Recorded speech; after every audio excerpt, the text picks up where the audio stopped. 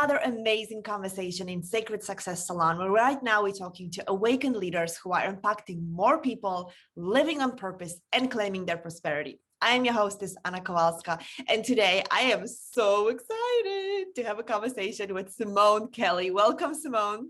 Thank you, Anna. Thanks for having me. So exciting, you guys. Simone and I connected last week, the week before we are recording this, and I was so on fire just after a few minutes of talking to her. I am excited to introduce Simone to you, and you be fired up by her. So let me just give you a very quick introduction to you about Simone, so you know who you're listening to. Simone Kelly is an author, which we'll talk about, filmmaker, and a CEO of Own Your Power Communications, where she assists many holistic business and intuitive life coaches in creating their magic. You can read the rest of it underneath. I want to get into the conversation and pull all this magic from Simone. So let's get into it. So right before we hit the record button, we started to talk about the post you just made about being an energetic snob.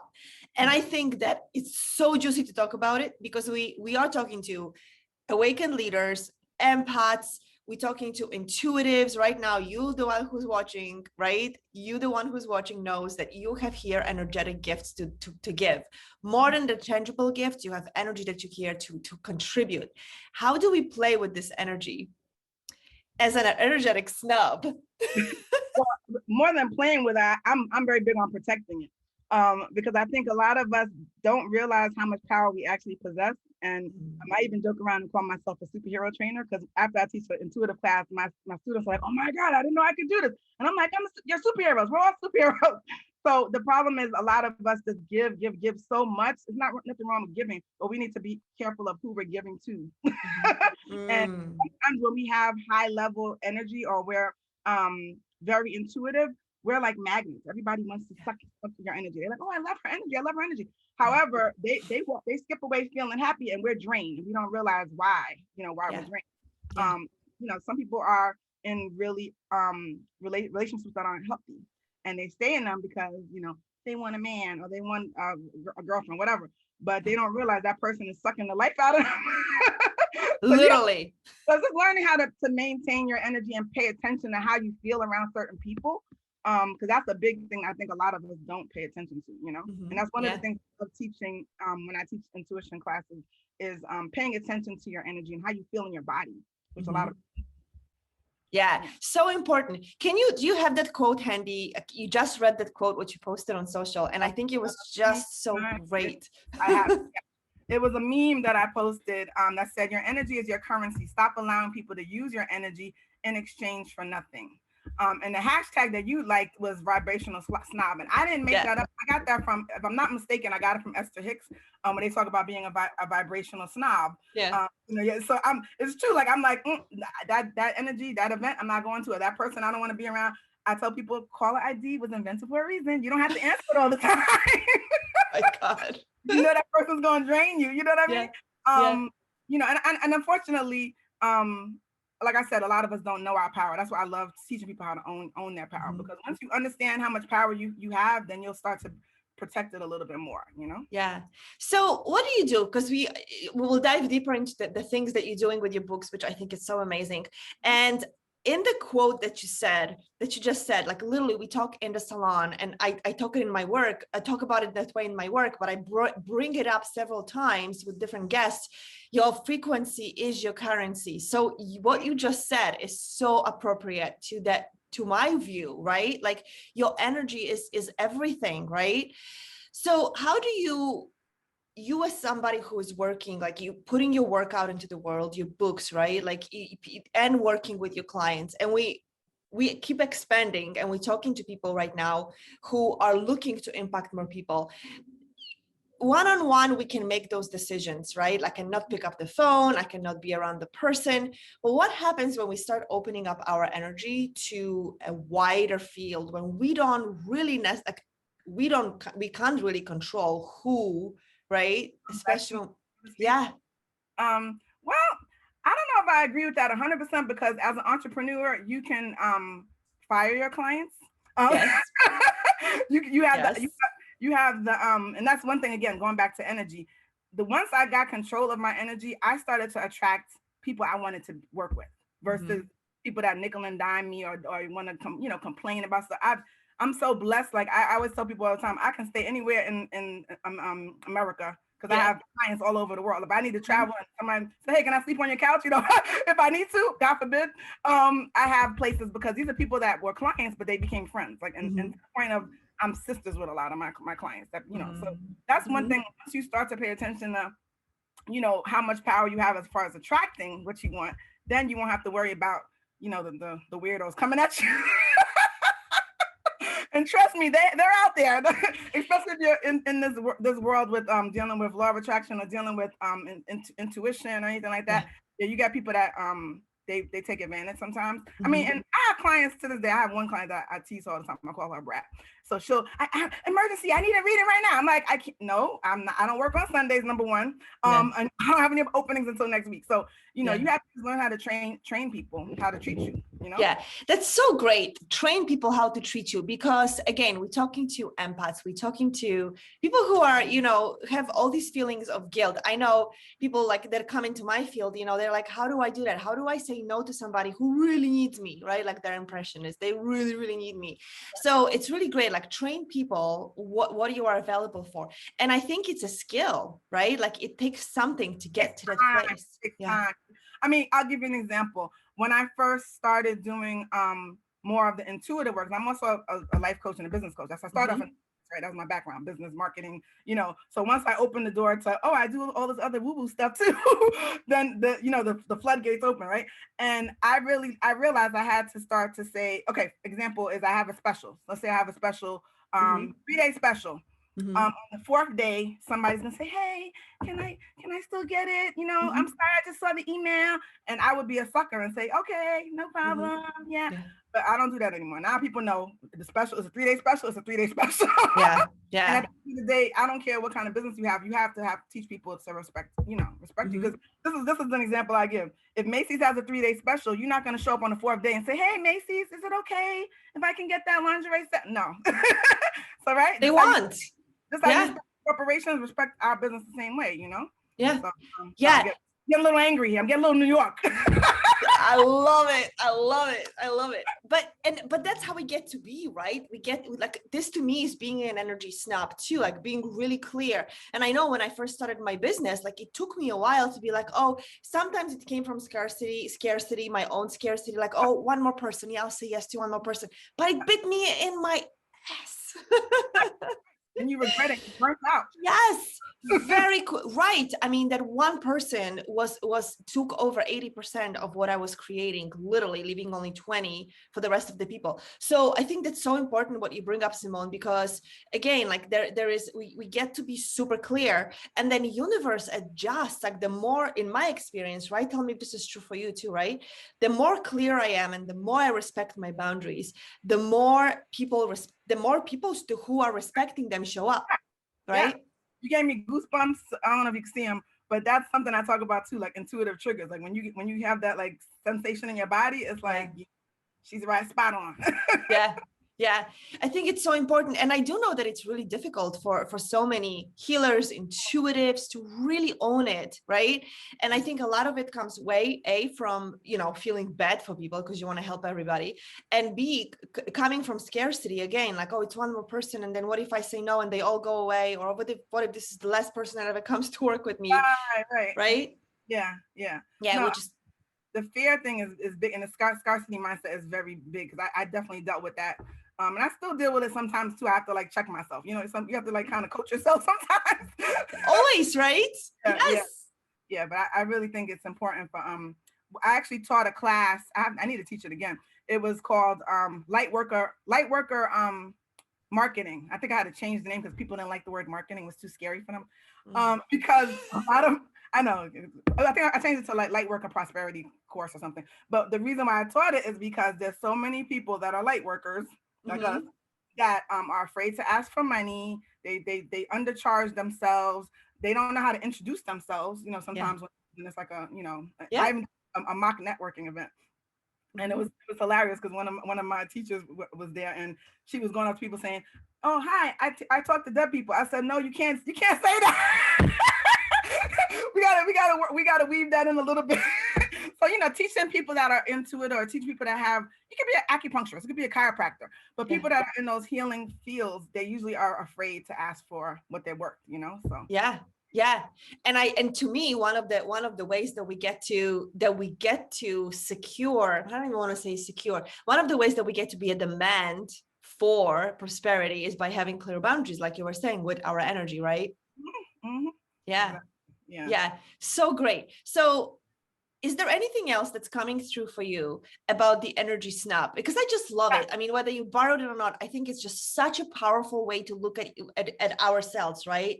Individually. Let me be an energy snob. What does it look like, right? I want to go back to the intuitive triggers, because that's a part of what I like to teach. And so paying attention to your body, that's how you'll know how you feel around certain people, right? Mm-hmm. So I know one time when I first really started developing my intuition, I was around somebody and I had a headache and I didn't know why, but I was clenching my jaws. Like I didn't realize I was like tense around them because their energy was so dark. And it was almost like a subconscious thing. Like I was like, clench your jaws so nothing can get in. Like, I don't know. And I had like a splitting headache after I left them. And I was like, ooh, I can't be around that person for long periods of time, Pay attention to how you feel is the number one thing, and a lot of us are not present enough to even understand that. When I get like another intuitive trigger for me is my stomach churning.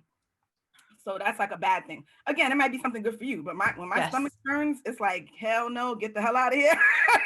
or don't do it. Don't sign that contract. Sometimes I saved myself in business from following my intuition so many times. And you can have good feelings like butterflies, you fall in love and all that stuff in your stomach. There's other ways. Your throat tightening. So that could be a feeling like or your heart fluttering could be a good thing. Again, it could be good and bad. So there's different things that I would say would be an intuitive trigger. Another one is dreams. Pay attention to our dreams. Can we talk about that? I love dreams. Write down your dreams. I tell people all the time, try to remember them. It's so hard sometimes, and try to have a piece of paper next to your or a notebook, because if you try to go on your phone and find the password and all that, by the time you do that, you got the dream. But try to write down like just some of the messages from your dream and then Google it. Look it up. There's so many dream dictionaries. And you'd be surprised how much interpreting a dream is so similar to interpreting like a psychic message or a vision. Because it's very similar. Because when you get messages, they're not going to be like, Simone, you need to do this. It'll be like, oh, Simone's climbing up a ladder. So that means Simone's getting a promotion or Simone's getting a raise, So you have to understand like the symbolic messages in dreams. And I think that's what got me started doing this, because I used to have really prophetic dreams, and to the point my cousin won $10,000 from one of my dreams from a number I gave. I was telling her about the dream, like, oh, this is a crazy dream. She plays the numbers and wins $10,000. I said, time for me to take a class. With the skill. I love it. I love what you, oh my gosh, I want to go so many places what you just said, but the last thing you just said, time for me to teach the class. Did you just say that? No. I said time for me to take a class. Oh, take a class. Okay. I wasn't able to teach yet. I needed to develop it because I knew I had it, and I just didn't know how to, master it. I think a lot of us need to do more of that to like work on expanding our gift. I mean, whatever the gift you have, For sure. Yeah. I get very clear names and numbers in my dreams, but then I know, but I wake up from it and it just like, I'm like, I remember it, but not enough to be able to write it down. So I'm teaching myself and I'm telling my subconscious, like, I get to remember, like I remember because I get numbers and so I think they're phone numbers personally, like that's how it feels to me. So I'm like, I know, right? Like I'm gonna start calling random numbers and be like, hi, I saw your number in my dream. Like, I don't know who's on the other side, right? They're gonna block me. Stop it. Yeah, right? They're gonna block me. But I don't know how to play the numbers. But I mean, like that's a joke. Like all my friends say, oh, can you dream about me? Dream some numbers for me. I have yet to have, that was like 15 years ago. I have yet to have a lotto dream. However, a lot of other dreams, like I said, have saved me or have given me messages. Or gave me ideas for stuff, So I just tell people to pay attention to your dreams. Another last trigger I can think of is the voices in your head. Sounds crazy, right? We all get them. It might be your voice, it might be your mother's voice, whoever. But to pay attention to them, because that usually is like a little nudge to like tell you to do something or not to do something. So The more I think the more you meditate, the more you pray, the more you have me time and time with yourself, journaling. A lot of people don't do that. Like they just always get up and go, you know. So the more you do that, the more you'll be more connected with yourself. And I think that shifted my life tremendously because I pay attention to my messages that come. And I'm like, thank you, God. Yeah. So great. And I love that you just said that, like the more we spend time with ourselves, and doesn't mean that we get to be on an island all by ourselves, right? But the more time that we do connect with ourselves, the more, the clearer things come through in however way they do. So great. So, hey, I want to ask you a question, because there is this, you know, mindset, right? Like the voices in our head, voices of my mom, like it's sometimes a limiting belief, right? True. That's true. Right? Right. Is there a way that you distinguish for yourself if it's a message or a limiting belief? It's practice, to be honest. Practice. Like, it's so hard to like tell somebody, oh, when you hear that means it's literally practice. It's once you tune in, you be like, oh, that's just me talking craziness, you know. Yeah. Versus, that's the message I need to listen to. You know, it's practice. Like I tell people there's so many things you can do to fine tune your intuition. Like, you know, something as simple as like one thing I do almost every day is I'll guess what time it is before I look at the time. I'm like, oh, I do that. Yeah, like I was off by a minute, like, you know. But that something as simple as that is a way to practice. Before somebody calls you, guess who's calling you? When you turn the radio on, guess what song's gonna come? You know, like little stuff like that is another fun one, since a lot of us is doing Zoom calls or Zoom meetings. You could have guessed what color I was gonna have on before you know, something as simple. Yes. When you go I love that. Or you actually go into office, guess what your coworker is gonna have on. That, and honestly, that was one of the things that made me a believer that I could do this, because I had a girlfriend. This is when I lived in Florida. I had a girlfriend that lived in Brooklyn, and every day, like for like months, we did it. I would call her job, but she really started calling me because I was like the freak friend, you know, like the freaky friend that knows how to do this stuff. And she was like, "Guess what I have on?" And this was before video phone. And then I was so dramatic back then. I'll be like, "Okay, 1 second, let me tune in.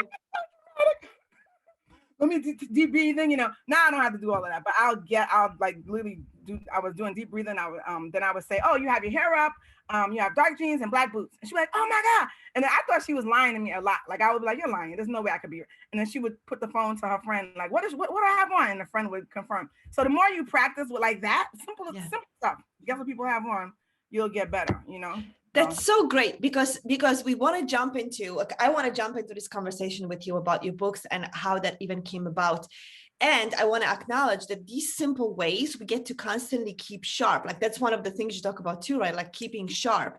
Like it's so simple, right? And we don't have to try it on big things, you know, or the big projects, the big agreements, the big contracts. We can start with little things, and then our confidence grows. So when we do get down, right? When we do get down to bigger decisions, who to hire, who to work with, what to launch, then we have a confidence behind it. It's like, I trust myself because I guess my friend's, you know, sweater 10 times in a row, right?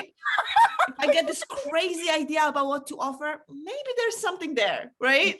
Exactly. That is so key. Yep. Yeah, I love it. Confidence is the biggest thing. Yeah, that's missing from a lot of people. Yeah, so true. And I love that you bring in the idea of practice, because I think that some people think, it may not be true for everybody, it may not be true for you watching, but I still think that a lot of people think that you're either born with something and you know it, or you just don't have it. It has to be passed down through the lineage of my grandparents. Like, yes. Like, people take my class in 20 minutes, I teach them something. They're like, oh, how did I know that? Like, it bugs them out, you know? And I'm like, I promise you, we all have it. I have so much confidence. And I think it's also, when you have a teacher, because I had teachers that really believed in me and had confidence in me, and I'm just like, there's no way I'm going to know how to do this. And then I would get it right. And I'm like, oh, you know. So yeah, it's definitely practice and find the right teachers. And the last thing not last thing, but one of the things I do want to say that I didn't have access to back in the day was YouTube. Y'all got YouTube. You could find a 5-minute meditation. There's no excuse about I don't have time. There's 5-minute chakra balancing. There's 5 minutes. There's, you know, do something every day consistently, and you'll start to see a shift in how you start to pick up messages, you know? Yeah, I love it. So I want to shift this conversation into your books, because when you and I connected last week, like when you told me about the books, I'm like, I want to talk about that. So how did it happen? How did you become aware of like, oh, I want to write about that? Oh, well, I've been writing since I was a kid, but I never really finished a full book. I always had like little books, you know, little coloring books, like little short stories and stuff like that. And my first book was actually, where is it? At Second Glance, was a fiction book I wrote in 2003. It actually got published. And this book is not about any intuition necessarily. However, there's a lot. It's a sisterhood book, so it's like three women. However, they go through a lot of, you know, trials and tribulations, and juicy sex is in there too. But however, there is a psychic in this book, and I always have, like, all my books have some sort of supernatural element to it, and also personal development and growth, you know, within it. So even though there's a lot of people remember the juicy sex scenes, there's a message in all my books, you know. So I get you in with the sex, and then, hey. Then when what else? My God, I just learned something about myself. Oh, I'm psychic too. Like, a lot of people that read my books, they always say they didn't realize that intuition was something everybody had. This book really put me on the map, like a fly on the walls, when I got my first book deal with HarperCollins. And the main character is an intuitive, a psychic. Jacques Barati's a sexy Moroccan guy. Yeah, everybody loves him. Everybody went to Morocco to meet him. So yeah, with this book, he helps really uncover a lot of mysteries in people's lives and helps them solve mysteries. But he also had his own, you know, mystery to solve in his own family. His mother was living a double life. It's a whole drama going on. But basically, this book even in the back of the book, which I love about, shout out to HarperCollins for asking me to do this. They have a whole interview with me in the back of the book and how to develop your intuition. And I talk about, I even give tips on how to develop your intuition. You can't see it in here, but I give tips on the back on how to develop your intuition on your own, you know? And I've gotten clients from this book, because people will follow me on Instagram or Facebook, and then they'll go, hey, do you know anybody like Jacques? Because that is a dope book. And I'm like Jacques, like, you know. And then they'll become a client. They'll end up, you know, getting readings from me. They end up being a business coaching client, or they take classes from me. So, and the last book that just came out November of 2020. This is the sequel to Like a Fly on the Wall, called Whispers from the Past. And this book goes really deep with past lives, karma. Yes, you like that topic? Oh yeah. So he actually his powers develop a little bit more. And a lot of the vegans will like this. I'm not vegan, but you know, I'm trying to get there. But a lot of vegans will like this because it talks about how when you eat cleaner, how your intuition develops even stronger. And so he starts becoming vegan, and he starts to, like, literally see past lives on people. Like, he'll touch you and then see a past life, like a hologram in front of you. So it's pretty fun mystery. And then in this book, he starts to work with, like, a fly on the wall detective agency, so they help solve mysteries. So yeah, but the overall, like I said, message is I love to help demystify the idea of being intuitive, that it's nothing scary. It's nothing to be afraid of, you know, that we all have. I love it. How do your characters show up to you? Like, how do you, I'm always fascinated about writers, which is why I was like, let's talk about your books. Okay. Right? Because I think, go ahead. Well, this is actually a good, you know how they say there's no coincidence? Yeah. Right? So Jacques Barati, that character came out from me watching, did you ever see the movie Unfaithful? Yes. With the sexy guy, what was his name? He married her. Richard, was it Richard Gere in it? No, Richard Gere was the husband. Olivier, I can never pronounce his name right. Martinez. I always said Oliver Martinez, but I think it's Olivier Martinez. It's the guy she was cheating with. Yes. So I saw that movie, and I was like, "Ooh, I want a character sexy like that," you know. So then that's how it came up, and then I remembered he looked like somebody that I knew that managed the restaurant that I used to host networking events, right? So I hadn't heard from him in like months. He calls me out the blue. Hello, Simone, how are you? I'm sorry, I was in Paris. I didn't, so I was like, Michael, you know, I just saw a movie and you look like the guy in the movie. He said, was it Unfaithful? Like, people stop him on the street, right? So then I said, oh, that's a sign. I said for him to call me out of the blues. And, you know, so I put that down. Then the name, I saw the big banners that on a billboard that said Kylie Minogue. Remember the singer? Oh, yeah. And I was like, oh, I like that name, Kylie. I'm going to use that in my book, Kylie. So then I start Googling Oliver Martinez, find out he's Spanish and Moroccan. So I was like, oh, I like that. I'm making him Moroccan. And then he's dating Kylie Minogue in real life. Hello. Tell me that's that's not creepy. Whoa. Right? When I looked at his bio, I was like, what? I was like, this is crazy. I was like, okay, we're gonna have to use those names. That's a sign, you know. So things like that. And then literally, I'm not even kidding. Like every time I would do something, I would be at an event and I'd meet somebody Moroccan and French. My yoga teacher was like this sexy hot yoga ripped guy, and he was like, okay, like he had like a really strong accent, and we'll put both your feet together. So I said, where are you from? He said, I'm Moroccan and French. I was like, okay, that's another sign. I'm at a nightclub, at an event, and I'm sitting next to this lady. Me and her start talking. She's a lawyer, a music industry lawyer, and kind of find out she's Moroccan and French. I said, okay, I got it, God. Thank you, got the message. So, you know, things like that start to happen, and then I start to develop the character. I start researching. One character is never based on one person. It's usually like mixed people that I like, you know, that I'm like, oh, that's funny, that's crazy. When I'm at like Starbucks, people watching, I'll get ideas about, you know, character. So it's like a organic experience, so to speak. And at the same time, it's fascinating because, okay, so I love what you just shared, because I don't know if I've heard somebody share their experience the way you just did about writing a book, because we're all creating something, right? Like we always all, like, even when you create your classes, it's like, who are you creating it for? I love the breadcrumbs that you just shared. And like, we do get them with anything, right? We get them with anything, in my experience, if we just tune in and pay attention, like, oh, I like the name, I'm going to write it down. Right. I don't know why. Yeah, it's just when there's so many coincidences that I just say, no, there's no way. There's a reason I got to do this. Even how I got the book deal, because I was self-published before, but I had the girl that got me the book deal.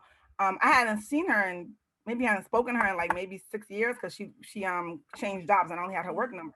And me and her networked years ago. She was like a mentor to me. She was what do you call it, editor. Mm-hmm. And I lost contact with her. And then somebody said, hey, she's Rachel's on LinkedIn. She's not on Facebook. So I reached out to her. I was like, hey, Rachel, hey, you remember me? She was like, of course I remember you. And I was like, I'm gonna be in New York. I have a new book. I want to drop it off, you know, give her the book. 2 months later, I get a book deal. So it was just one of those, like, I need to, you know, reconnect. And, you know, you get the message, you meditate, you go, oh, I forgot, I know Rachel, you know. So it's paying attention to like the messages coming in. I promise you, if you do it daily, it'll change your life, you know? Yeah. And also what's coming in right now to share that, like, we get to remove desperation out of that process, because when you do, like, you will be led. But if you're like, I gotta know right now, I have to know the details, this is how, you know, then it's not gonna work. Like that's at least in my experience, right? So it felt like it wanted to come through, like removing desperation and trusting that. Trusting. When you say that, that's key. Again, when you know what's gonna happen, it's nothing to worry about, you know, versus oh my god, like that fear feeling, fear-based feeling. Yeah, I agree with that. I love it. Oh my God, Simone, I could talk to you. You are like this. You're fiery. Sorry, I'm a little crazy. Sorry, no. You have great energy. I love your energy. Thank you. It's so great. Yeah. And I'm also saying it because you used it at the beginning of the interview. Yeah. So yeah.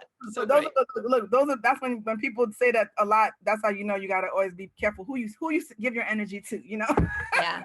Yeah. Because I get that too. People tell me all the time, oh my God, I love your energy. And I'm like, okay.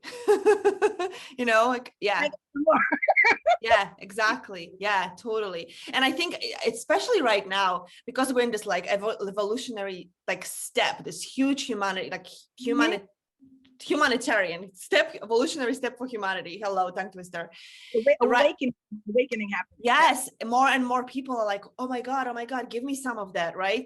Because those of us who have been doing the work are channeling more energy.